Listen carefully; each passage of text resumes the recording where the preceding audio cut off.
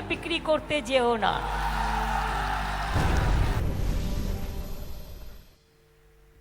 बात बंगाल के दंगल की। बंगाल चुनाव में फिर से सीएए पर बयानबाजी शुरू हो चुकी है। सीएए को लेकर उठ रहे सवालों के बीच गृह मंत्री अमित शाह ने कहा कि कोरोना वैक्सीनेशन खत्म होने के बाद इसे अमल में लाया जाएगा। वहीं राज्य की मुख्यमंत्री ममता बनर्जी ने कहा कि जो दीदी से टकराएगा वो चूर चूर हो जाएगा। ममता बनर्जी ने कहा कि ये बंगाल है। बीजेपी की तरफ इशारा करते हुए उन्होंने कहा कि यहां आपकी गुंडागर्दी नहीं चलने वाली है। बंगाल चुनाव में दुश्मनों ने तलवारें निकाल ली हैं और उनके परिवारों को जंग में घसीट लिया है। बीजेपी नेता ने पहले भी ये किया है। ममता के लिए ये पहली बार था। मोदी सरकार गरीब कल्याण के लिए प्रतिबद्ध है। ममता सरकार भतीजे कल्याण के लिए प्रतिबद्ध है। उनका दिन रात ध्यान एक ही चीज में है कि कब मेरा भतीजा मुख्यमंत्री बन जाए। और खाली भतीजा बुआ और आपका लड़का क्या है? हम लोग बहुत खराब है ना, बंगाल में है। आपका लड़का क्या है? इतना रुपया कहां से आया? पहले ए रिप्लाई दो। दीदी ऐसे बहुत अच्छा है, सच्चा बात करेगा, लेकिन दीदी को टकराएगा तो चूर चूर हो जाएगा। ये टकराव बंगाल में अमित शाह की नई रणनीति पर भारी पड़ा। वो बंगाल में 27% अल्पसंख्यकों की बराबरी के लिए 24% अनुसूचित जाति के वोटों को लुभाना चाहते हैं। सबसे पहले वो कूच बिहार में रुके। उनकी निगाह राजवंशियों पर थी। इस अनुसूचित जाति के पास 17% वोट हैं। उन्हें 750 करोड़ की मदद और उनके बड़े प्रतीकों की मूर्ति का वादा किया। यहाँ नागरिकता कानून का जिक्र नहीं हुआ। असम में राजवंशी एनआरसी से बाहर रह गए हैं, तो यहाँ मिलीजुली भावनाएं हैं। मगर ठाकुर नगर की मटुआओं के लिए नागरिकता कानून बड़ा मसला है। उनको सीएए पर अमल के रोड मैप का इंतजार था, जो यहाँ मिला। इस पवित्र भूमि पर वादा कर कर जाता हूं, जैसे ही ये वैक्सीनेशन का काम समाप्त होता है, जैसे ही कोरोना से मुक्ति मिलती है, आप सभी को नागरिकता देने का काम भारतीय जनता पार्टी की सरकार समाप्त करेगी। हालांकि बहुत सारे मटुआ प्रभावित नहीं दिखे। उनको मुस्लिम वोट नहीं मिलेंगे, इसलिए वो एससी वोट चाहते हैं। मटुआ के बिना बंगाल में उनके लिए कोई मौका नहीं है। ममता बनर्जी ने इस वायदे को बेईमानी बताते हुए इसका मजाक बनाया। আজকে আবার ক্যাঁকু করতে এসেছে। আলো ক্যাঁকু করে বেড়াও, ট্যাফু এখানে করা যাবে না। ये नवंबर से बंगाल में अमित शाह का तीसरा दौरा है। उन्होंने फिर आने का वादा किया है। ममता बनर्जी ने कहा स्वागत है, लेकिन जैसे जैसे चुनाव आ रहे हैं आपसी संबंध कटते जा रहे हैं। कोलकाता से मोनीदीपा बनर्जी की रिपोर्ट, एनडीटीवी इंडिया के लिए। और वहीं अब से कुछ ही देर में राहुल गांधी एक प्रेस कॉन्फ्रेंस करने जा रहे हैं, जिसकी तस्वीरें आप देख रहे हैं कांग्रेस हेडक्वार्टर की। आपको ये भी बता दें कि कल राहुल गांधी काफी हमलावर थे। संसद में कृषि कानूनों को लेकर काफी घमासान भी हुआ। राहुल गांधी ने संसद में कहा था कि देश को 4 लोग चला रहे हैं, हम 2 हमारे 2। राहुल ने सीधे सीधे कहा कि कृषि कानूनों को लाने के पीछे 2 उद्योगपतियों को फायदा पहुंचाने की मंशा है। राहुल गांधी ने कहा कि देश इस समय 4 लोगों के द्वारा चलाया जा रहा है, हम 2 हमारे 2। हालांकि ये बात कहते हुए राहुल गांधी ने किसी का नाम नहीं लिया, केवल इतना कहा कि हर कोई इन्हें जानता है। सुनते हैं संसद में कल उनका हुआ भाषण। सालों पहले फैमिली प्लानिंग का एक नारा था, आपको याद होगा, हम 2 हमारे 2। आज इस देश को 4 लोग चलाते हैं, हम 2 और हमारे 2। हम 2 हमारे 2। पहले कानून का इंटेंट माननीय सदस्य आप आसन कि हमारे 2 मित्रों में से एक जो सबसे बड़ा मित्र है, उसको पूरे हिंदुस्तान के अनाज, फल और सब्जी को बेचने का अधिकार। नुकसान किसका होगा? नुकसान ठेले वालों का होगा, नुकसान छोटे व्यापारियों का होगा। नुकसान जो लोग मंडी में काम करते हैं, लाखों लोग, उनका होगा। दूसरा कानून का इंटेंट दूसरे मित्र की मदद करने का है। दूसरे मित्र को पूरे देश में अनाज, फल और सब्सिडी मनोपली दी जा रही है। आपका भी अपमान किया है, सबका भी अपमान कर है कि इस देश की जो रीढ़ की हड्डी है, किसान, मजदूर, छोटे दुकानदार, व्यापारी, उस रीढ़ की हड्डी को तोड़ के टुकड़े टुकड़े करके दो मित्रों को दे दो।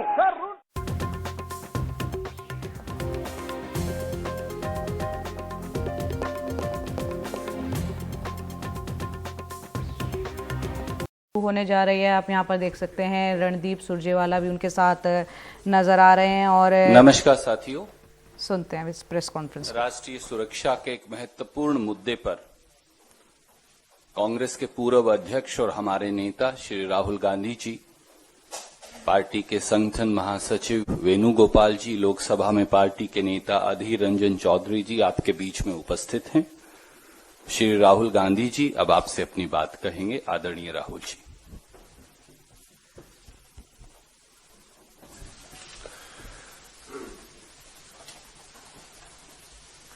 Good morning.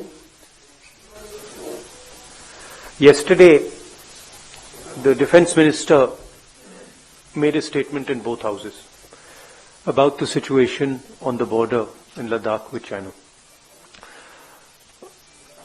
There are a couple of things that need to be made absolutely crystal clear. The first thing is that the Indian government's position at the beginning of this was status quo ante on April 2020. That is what the government was negotiating for. Now, sheepishly, the Defence Minister comes and makes a statement. And we find that Indian troops are now going to be stationed at Finger 3. Finger 4 is our territory. That is where our post used to be. So now we have moved from Finger 4 to Finger 3. Why has Prime Minister Modi given up Indian territory to the Chinese? This is the question that needs to be answered by him and by the Defence Minister, first. Second, why have Indian troops, after the hard work that they did, capturing Kailash plains, ranges, why have they been asked to move back? What has India got in return for this? And most importantly, the more important strategic area, Depsang Plains. Why have the Chinese not moved back? These are the real questions. Why have they not withdrawn from Gogra and Hot Springs? It's a very clear thing that has happened. The Prime Minister of India has given Indian territory to China. Hindustan की जमीन, पवित्र जमीन, नरेंद्र मोदी ने China को पकड़ाई है। यह सच्चाई है।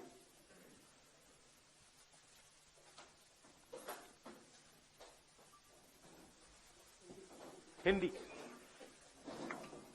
हिंदुस्तान की सरकार की निगोशिएटिंग पोजीशन चाइना के साथ स्टेटस को anti 2020, April 2020,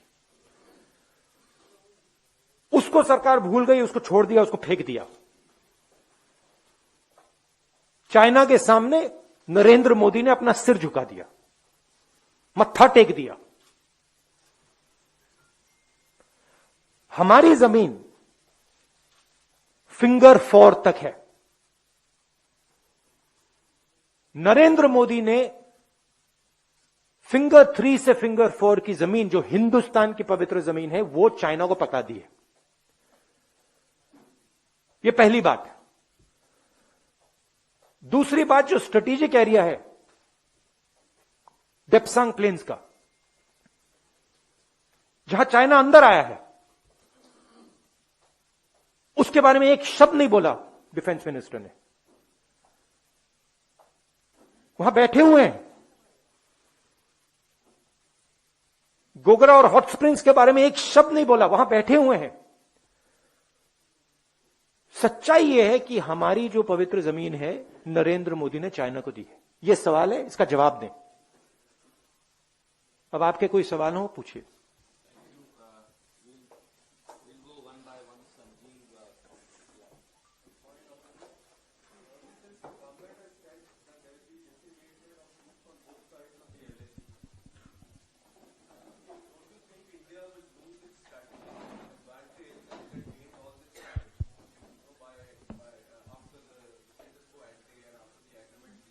Look, let's get it straight. First of all, there was no strategic advantage. The Chinese were in our land. The Chinese were in Depsang. They were in Pangong. Our soldiers risked everything they had to go to Kailash ranges. That's where the strategic advantage, if any, arose. Now the Prime Minister has given back the land. Status quo ante is irrelevant. Kailash has been given back. And nothing has happened on the key area which China wants, Depsang Plains. This is absolute 100% cowardice. This is nothing else. The Prime Minister is a coward who cannot stand up to the Chinese. That's the fact. And he is spitting on the sacrifice of our army. That's what he's doing. He's betraying the sacrifice of our army. And nobody in India should be allowed to do it. Nobody in the rest of the world should be allowed to do it. That is the fact. And yesterday the defense minister is giving a little statement, silently, sheepishly. Why didn't the Prime Minister come and say this? Why is he making the defense minister make this statement? Prime Minister should say, I have given Indian land to China. This is the truth. Thank you, sir. Siddharth from ANI.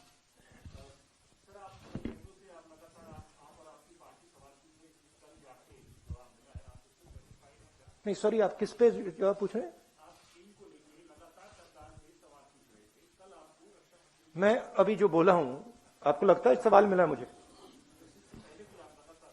देखिए, सवाल यह है, हिंदुस्तान की जमीन है, नरेंद्र मोदी ने हिंदुस्तान की जमीन चाइना को दी है, ये सवाल है।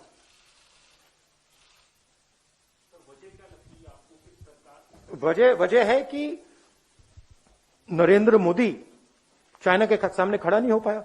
हमारी आर्मी खड़ी है, वो तैयार है खड़े होने के लिए, एयरफोर्स तैयार है, नेवी तैयार है, मगर प्रधानमंत्री तैयार नहीं है। ये वजह है। Thank you, sir. Uma from NDTV.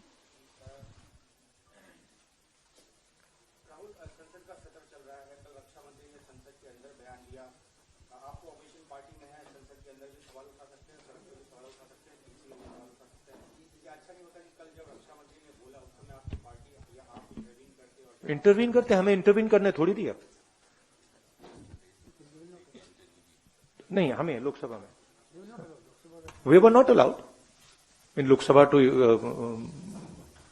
Raise it, and I am sure we will not be allowed to have a debate on it 100%.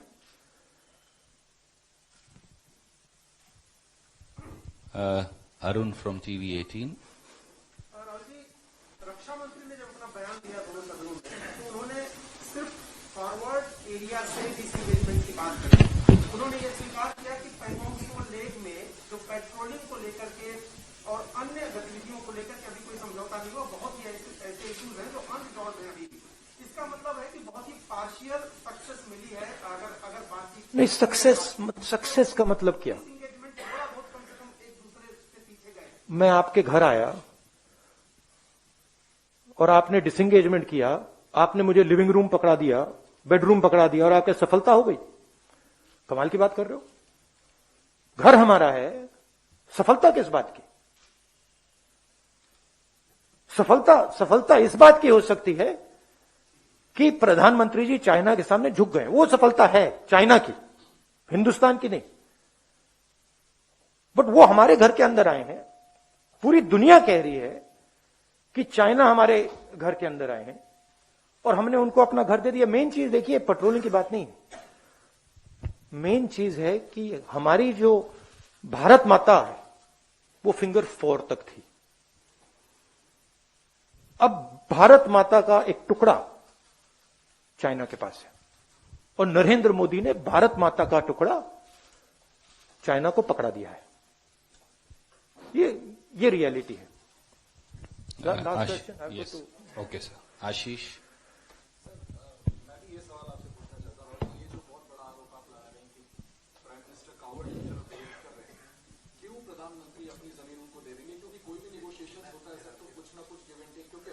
अच्छा मुझे बताओ,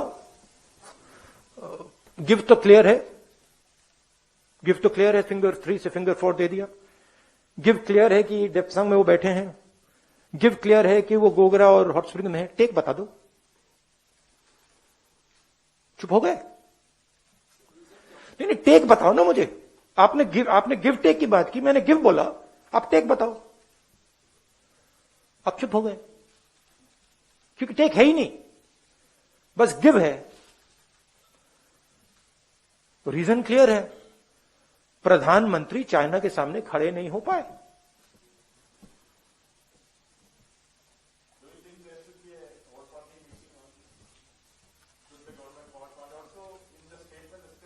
I think people should be enraged about this. I'm surprised that the press is behaving in the way it is. This is absolutely absurd. आप यहाँ पर राहुल गांधी की press conference सुन रहे हैं। यहाँ कई गंभीर सवाल खड़े किए राहुल गांधी ने और पूछा है कि भारतीय सेना पहले फिंगर 4 तक होती थी, अब फिंगर 3 पर क्यों वापस लौट आई है? फिंगर 3 और 4 के बीच की जो जमीन है क्यों चीन को दे दी गई है? साथ ही ये भी पूछा है कि जो स्ट्रैटेजिक इलाका है देपसांग, जहां चीन अंदर आया हुआ है, रक्षा मंत्री ने संसद में उस बारे में क्यों एक शब्द भी नहीं बोला जबकि चीन वहां बैठा है? ये सच्चाई है। सैनिकों की शहादत का अपमान किया है प्रधानमंत्री ने, ये गंभीर आरोप लगाया। साथ ही कहा कि भारत माता का एक टुकड़ा जो है चीन को प्रधानमंत्री ने सौंप दिया है। प्रधानमंत्री ने वो जिम्मेदारी निभाई नहीं है।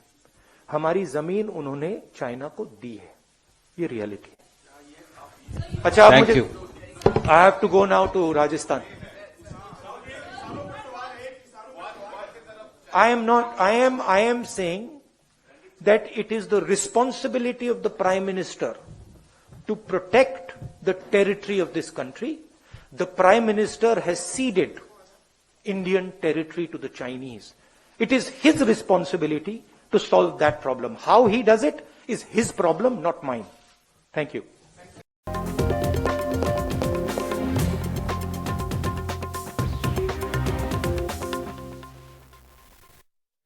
और अब वक्त हो चला है टॉप 5 खबरें आपको बताने का। आपको एनडीटीवी इंडिया के यूट्यूब चैनल पर जाना है और पोल का हिस्सा बनना और बताना है किन खबरों को आप पूरा दिन विस्तार से देखना चाहते हैं, हर खबर से, उसके हर पहलू से वाकिफ होना चाहते हैं। सबसे पहले पश्चिम बंगाल की सियासत की बात करते हैं, जहां रैली के दौरान गृह मंत्री अमित शाह ने कहा कि वैक्सीनेशन पूरा होते ही CAA लागू कर दिया जाएगा। दूसरी अहम खबर, अब से कुछ देर पहले राहुल गांधी ने एक प्रेस कॉन्फ्रेंस की है और प्रधानमंत्री से पूछा है क्यों चीन को दे दी गई भारत की पवित्र जमीन। साथ ही कल संसद में हमलावर होते हुए उन्होंने कहा था कि 4 लोगों की सरकार, हम दो हमारे दो।